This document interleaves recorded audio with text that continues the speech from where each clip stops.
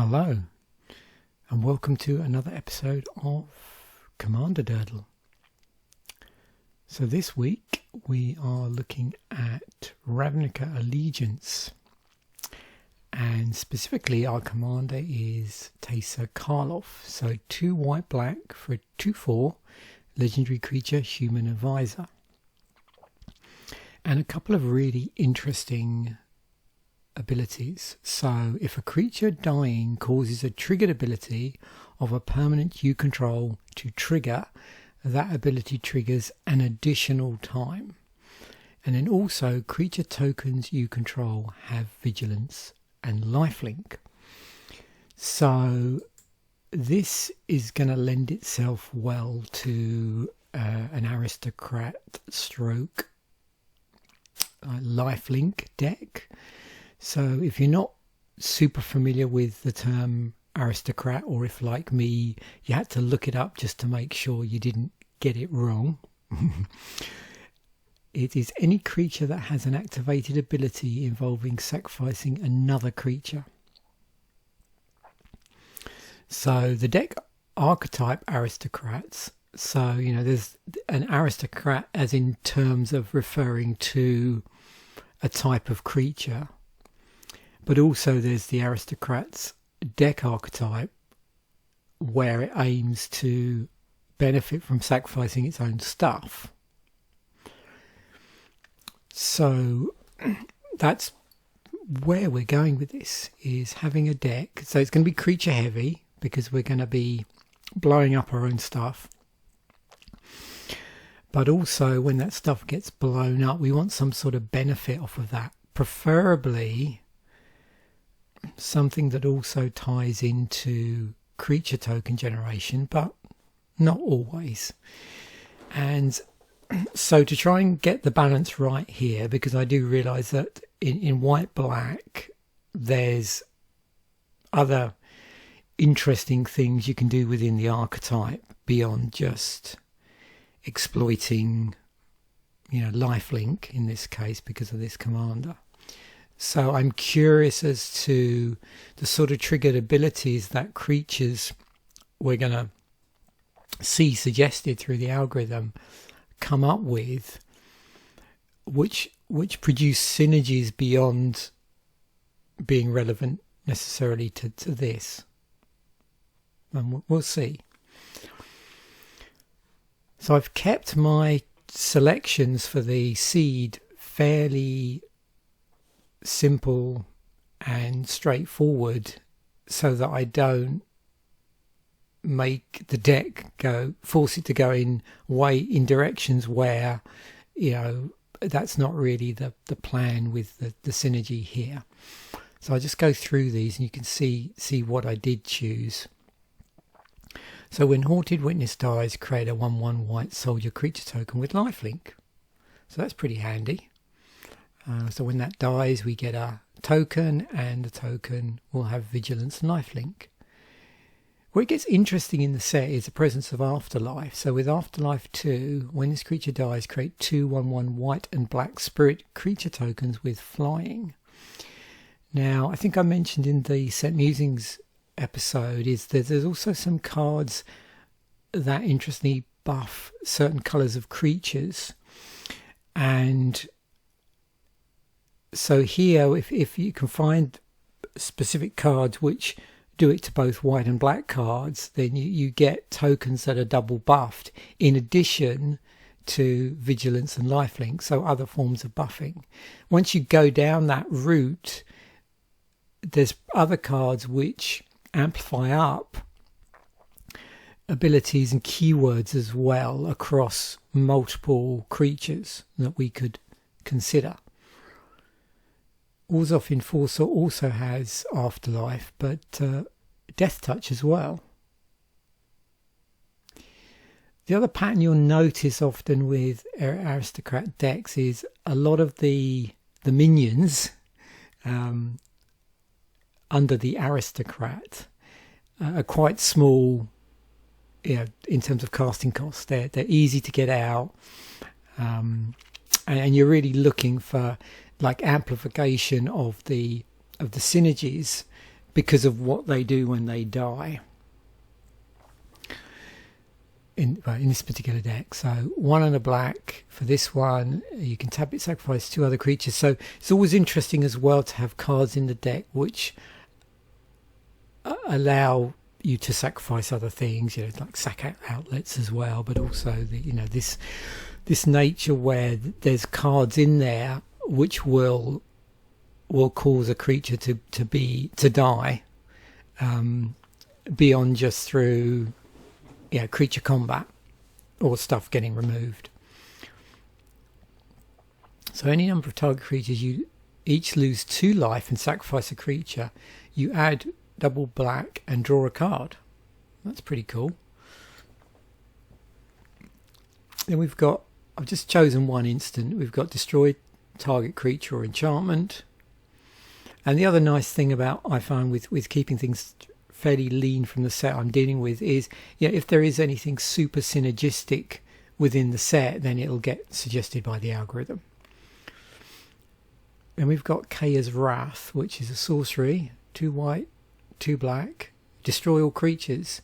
You gain life equal to the number of creatures you control that would be destroyed this way. Whenever I'm putting these seeds together, I always try and find a mass removal spell that's in the set. So that's why that's in here. And then we get these interesting split cards. So we can either use Revival, which returns a target creature card with converted mana cost 3 or less from your graveyard to the battlefield. And remember I mentioned about a lot of the minions, if you like, are truly that. They're small creatures. So when we're sacking stuff or blowing it up or whatever, or it's just dying through attrition, it's nice to have a mechanism by which we can get certain target creatures back. And in this case, this targets specifically 3 CMC or less. And then the revenge part, if we chose to go down that route, is double your life total. Target opponent loses half their life rounded up. So it'd be interesting to see also what cards get suggested beyond just lifelink in terms of cards that will cause opponents to lose life and you to gain them. And I'm sure we can think off the top of our heads of a few magic cards that do that. I thought I'd include the Locket in the set. We've got Mana Rocks. Enchantment wise, as this was such a strong card in terms of its popularity in when we looked at EDH Rec, I thought, have this in. So whenever an opponent draws a card, that player may pay 2. If the player doesn't, you create a colourless treasure artifact token with tap, sacrifices artifact, add 1 mana of any colour. Unfortunately, this is only dying creatures, not sacking artifacts. But this is such a useful mana generator, I thought I'd stick it in here. And then we've got Ill-Gotten Inheritance, another enchantment. At the beginning of your upkeep, Ill-Gotten Inheritance deals 1 damage to each opponent and you gain 1 life. So we've got that life exchange going on all the time. For 5 and a black, we can sack it and it deals 4 damage to target opponent and you gain 4 life. So we've got a couple of basic lands from the set, Godless Shrine and Orzhov Guildgate. I left out the that one that comes into play tapped and you have to pay 1, and then when it untaps you can use it for any manner of colour. There's going to be better land suggested outside of the set, but I did include the Orzhov Guildgate and the Godless Shrine as they're in the set. And then we've got Plains and Swamps. In fact, I need to just reduce this down. We'll start off at 36 land. It's small stuff in here, so we may be able to tweak around with that as well. See where that takes us. So let's dive in.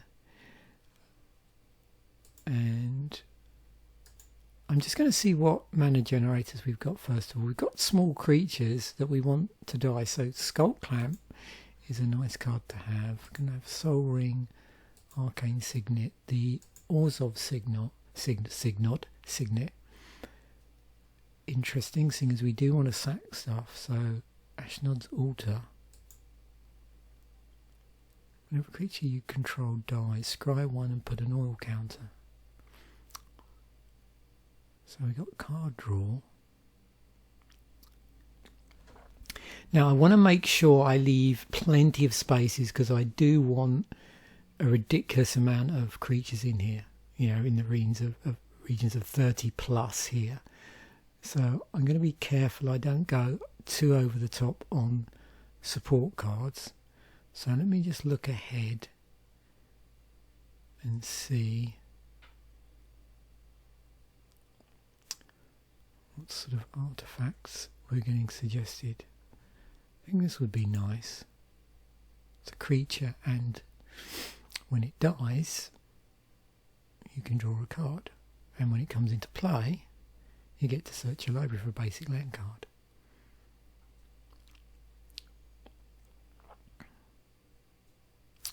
Yeah, if I've got lots of stuff dying, that's good. Do I want the talisman in here?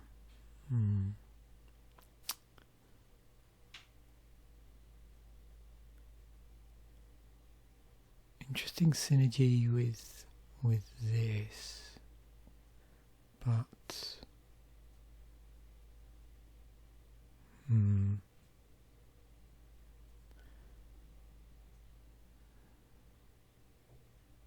draw a card. Not sure on that one.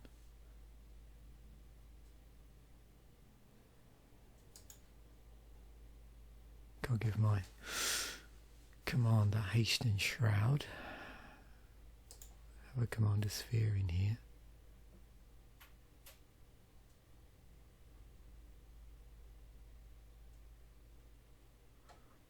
Maybe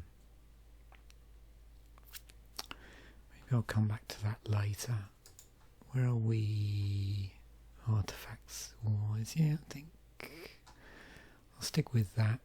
I may do this in waves in terms of add a few creatures, then add some utility cards, because there's certain creatures I definitely want in the deck, like these. So, you know, particularly these ones that when they die, and well, Zulaport Cutthroat, in you go. Yeah, anything, either it dies or another creature. This life exchange stuff.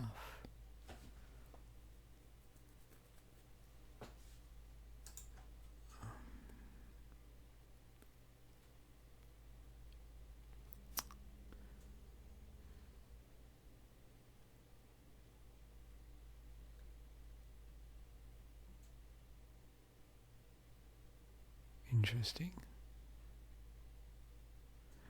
Okay, so here's another Teysa.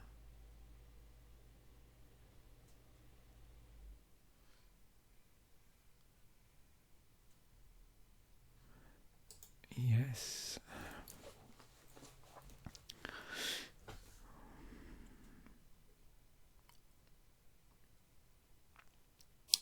I quite like the idea of if I have stuff in the deck that buffs cards across the board.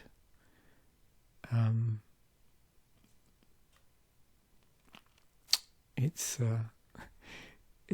doing stuff to Eldrazi spawn tokens, in addition to the fact that you can also sack them to add colours to your mana pool.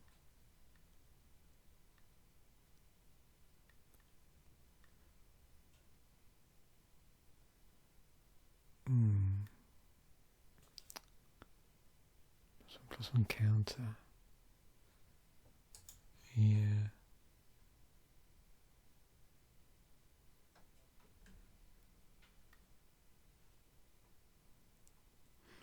Now, yeah, Revelark. I should have in here.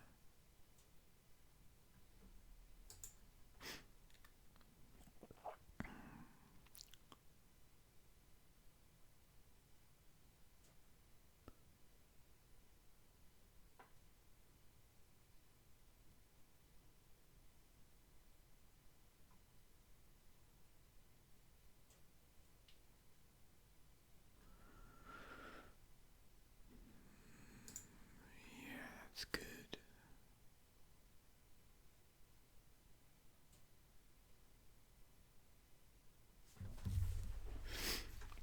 I am trying to watch my curve here as well. So 14 creatures.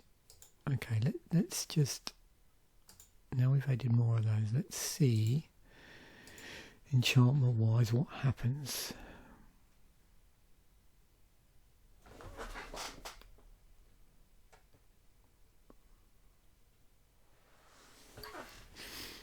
Okay. Yes, please. Yep.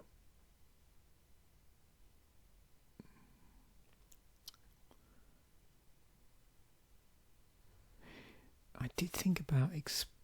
Whenever you cast a spell, you may pay one white or black. If you do, each opponent loses 1 life.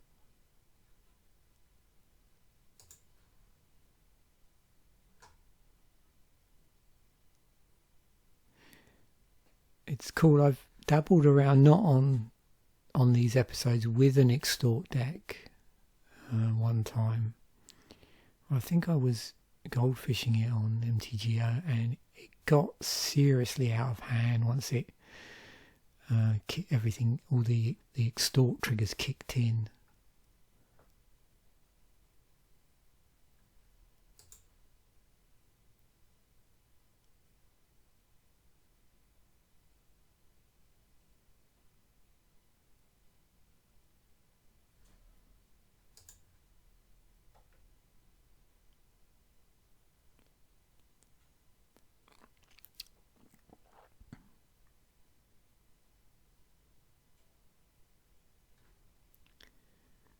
Creature you control dies each opponent loses 1. Interesting removal.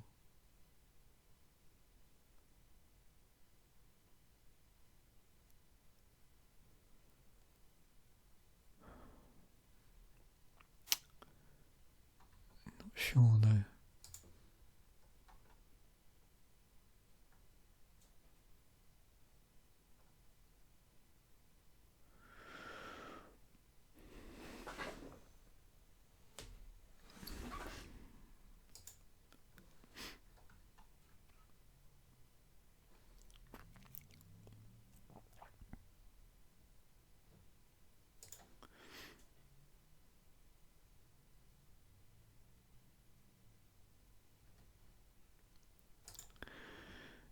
Try that.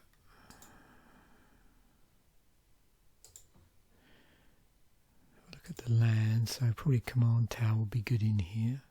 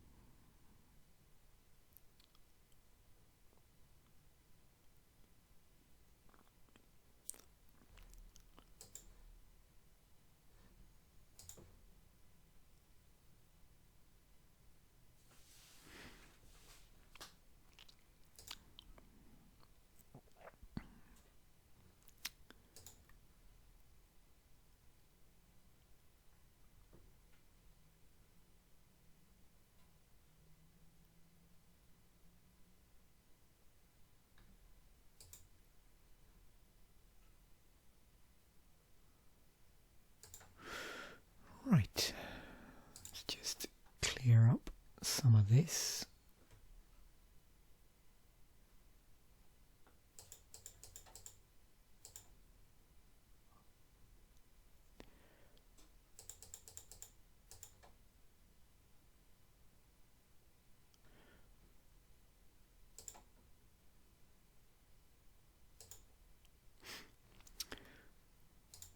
Okay, back at it.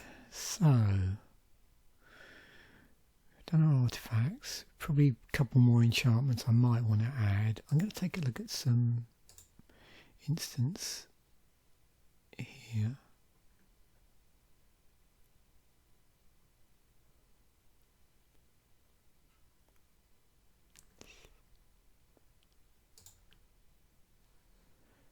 So we're in white. We've got some interesting removal at our disposal.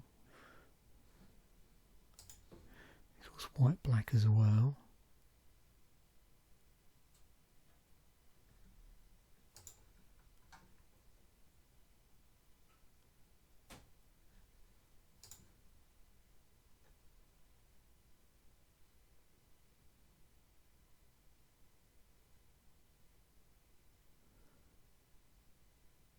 So additional cost to cast this spell, you may sacrifice one or more creatures. When you do, copy the spell for each creature sacrificed this way. Card draw.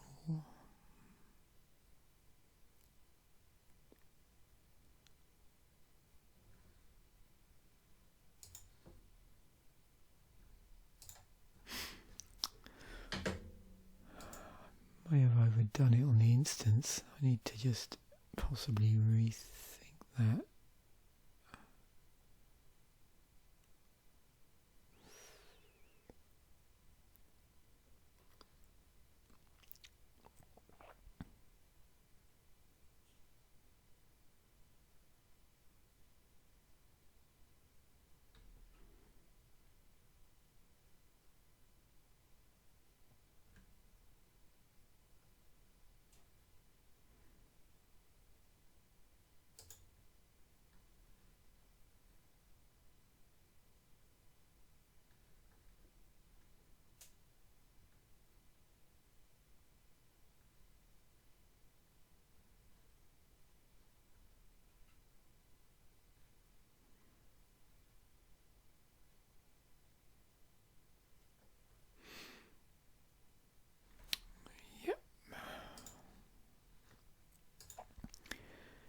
Now moving on to sorceries.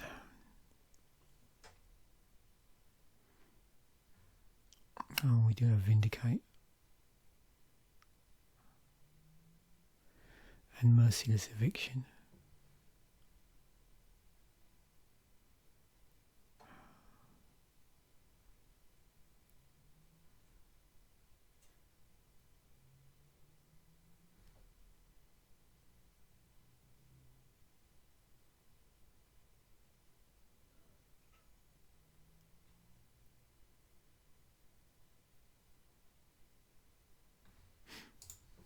Slots have I got? Oh, there's quite a bit of space there. So, Demonic Tutor, Victimize.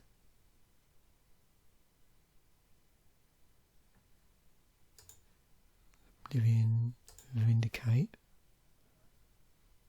Diabolic Tutor.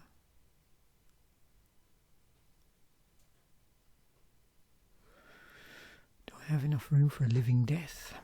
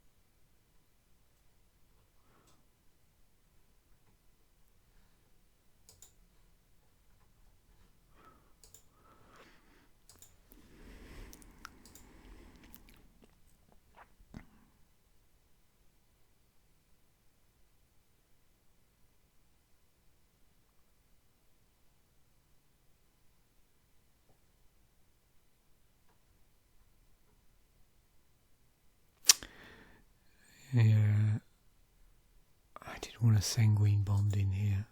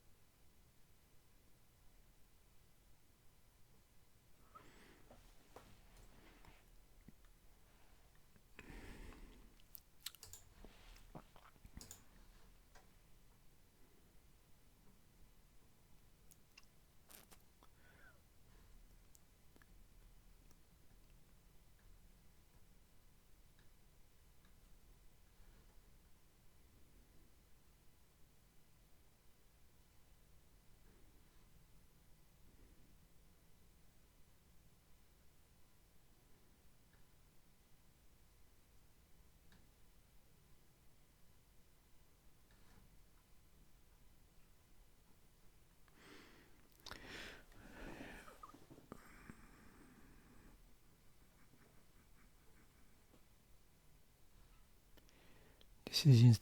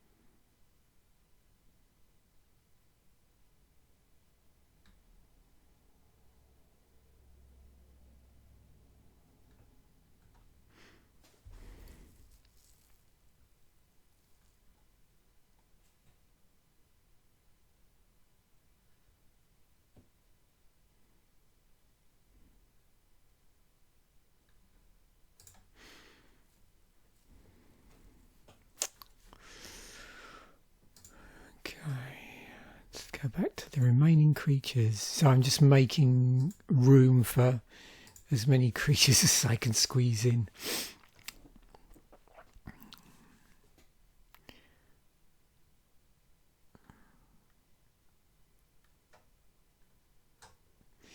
What do we got down the bottom?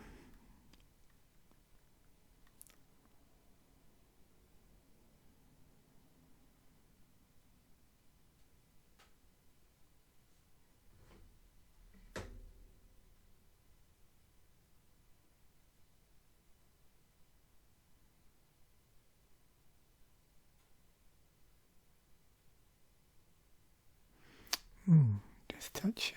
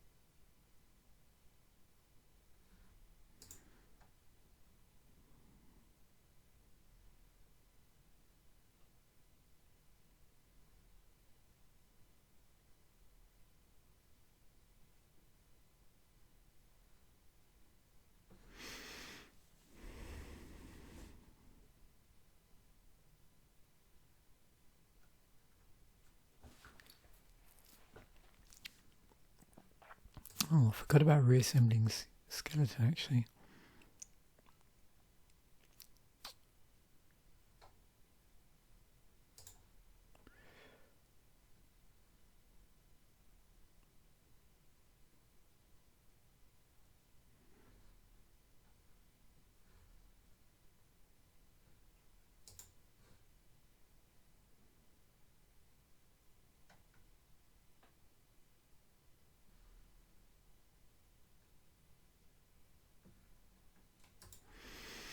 There's a lot of these as well. Of course, the timing's really critical.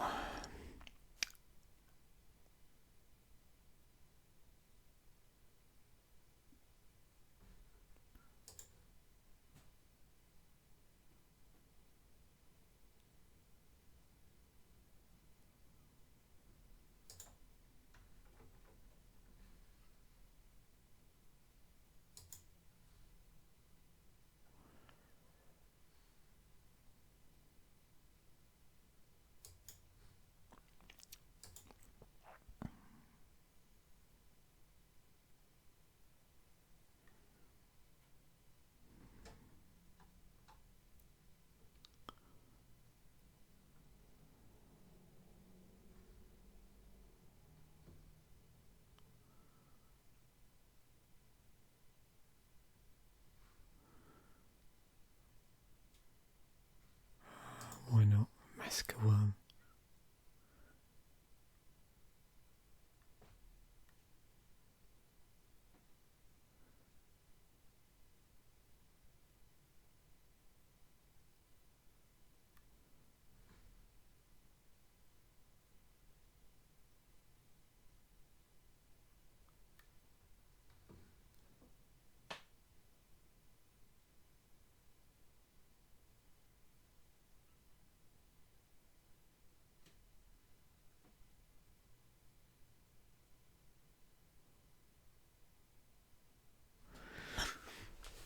Yeah, I think Ministrant of the Meek might be quite good in here.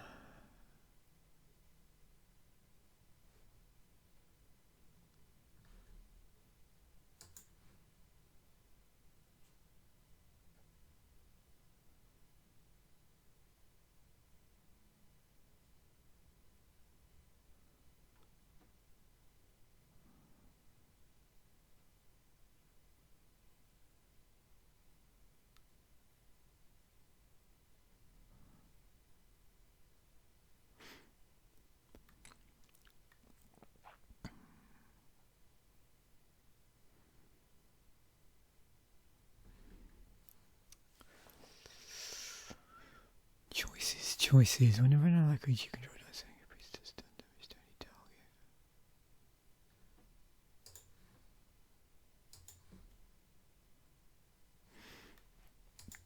One more card.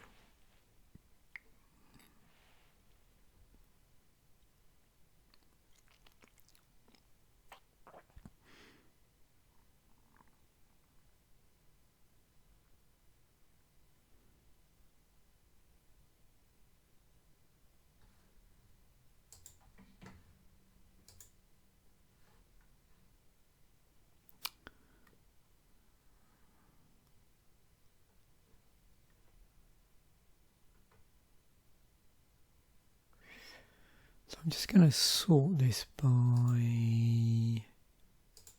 mana value.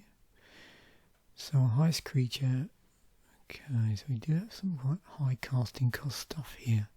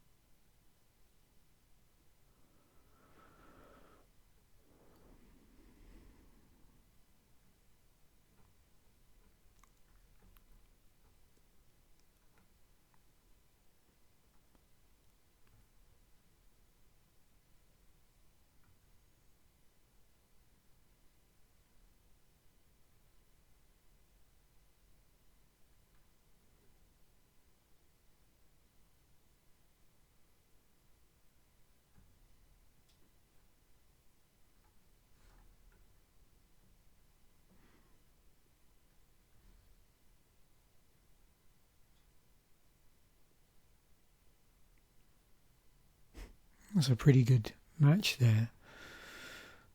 Just going to go down, I'm going to try going down one here. I just want to add a couple more creatures into the deck.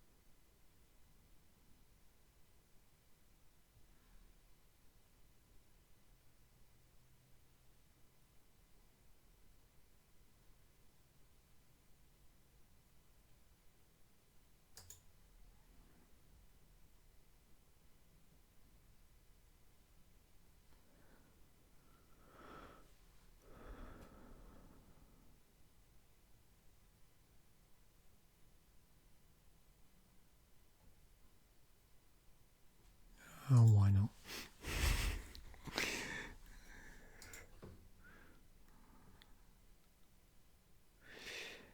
Okay, I think I'm sort of there. Let's just download this and see how this looks. I think with this I'm going to be limited in how much I can play test this, but let's just see what the hands look like to some degree. So what do we got? Inkshield, Diabolic Intent, got to Vindicate. Okay, turn 1 swamp, turn 2 swamp. So we're on for a turn 3 Ulamog.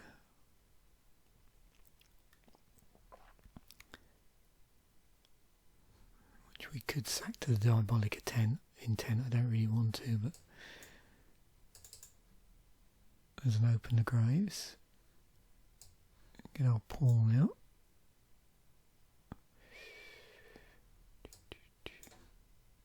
I've got no white sources at the moment, which is a real problem.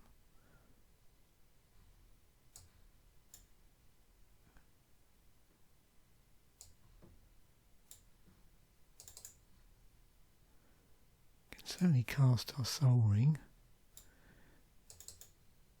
So that's going to enter the battlefield tapped.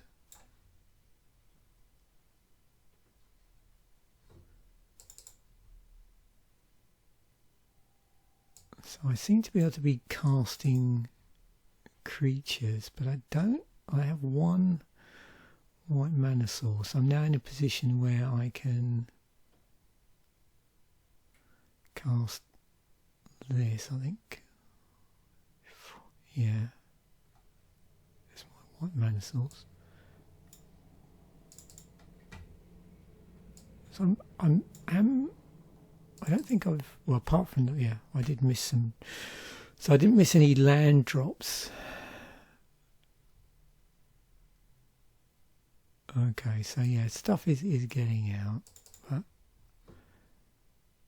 and I could have cast that out a little bit earlier. But let's just see here. So land wise, not a problem. That's quite good. Got turn 2 Corpse Knight. Turn 3 Teysa, turn 4 Teysa. Okay, nice.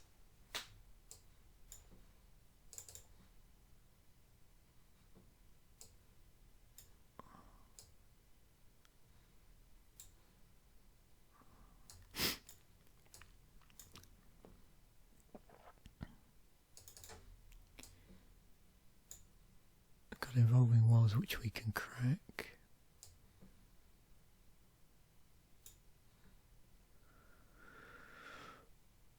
I won't be able to cast my other Teysa yet, because that's going to bring in, so I'll probably bring in a swamp.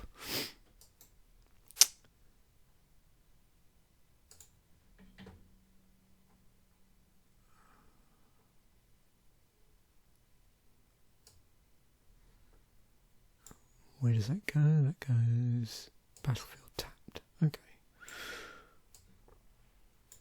So yeah, I can't play Teysa yet, and then I shuffle my library.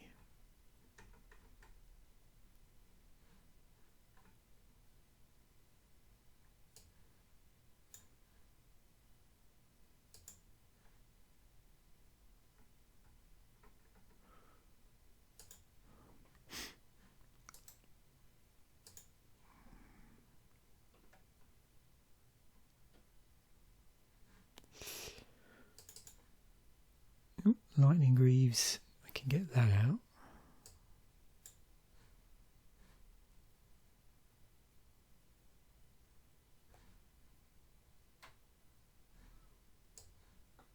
Maybe I do that and then cast it and equip it. Boom. Village Rites, yep. Okay. Oh, Skull Clamp. Cool.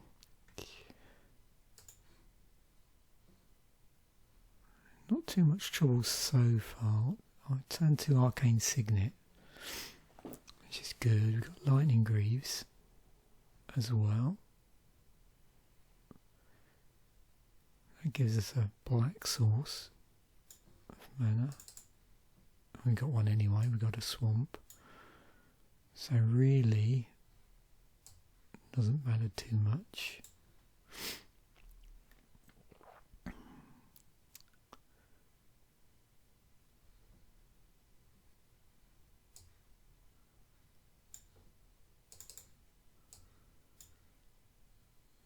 Get that out.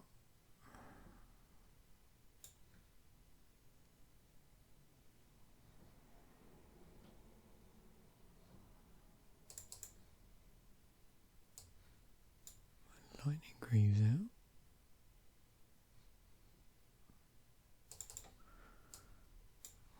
Out. Teysa.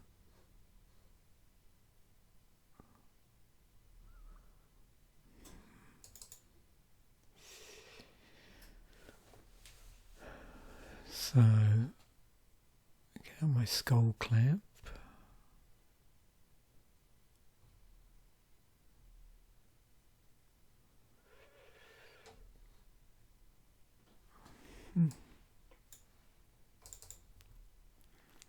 Godless Shrine.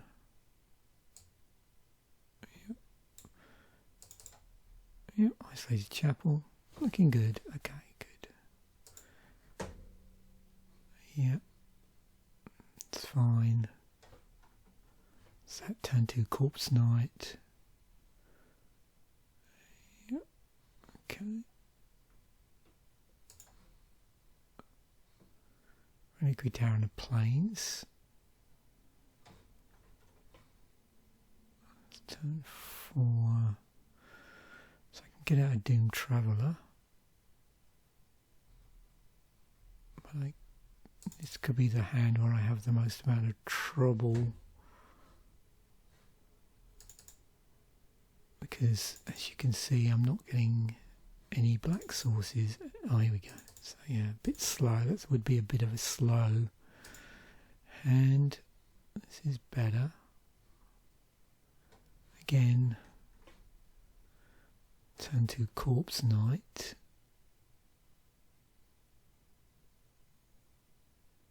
Although, well, depends. Yeah. Wow, it's not good.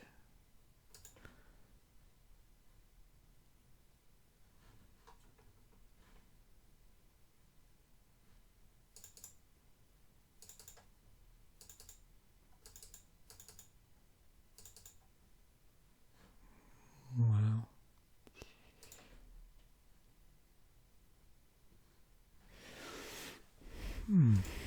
So it's not too bad. I'm a little bit concerned. I get the mana base wrong.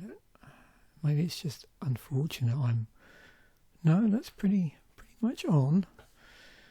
So I'm just not pulling. Okay, that's funny. Some fairly high casting cost cards here, actually.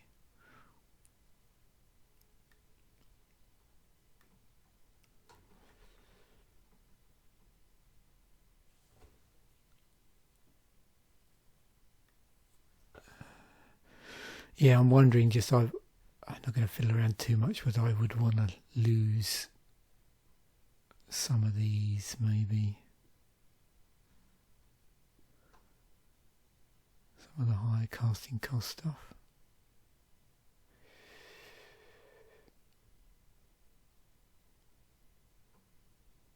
Make the deck a little bit faster. So there we have it. That's the Teysa Karlov deck from Ravnica Allegiance. Thanks very much for watching. Bye for now, and I will catch you in the next episode.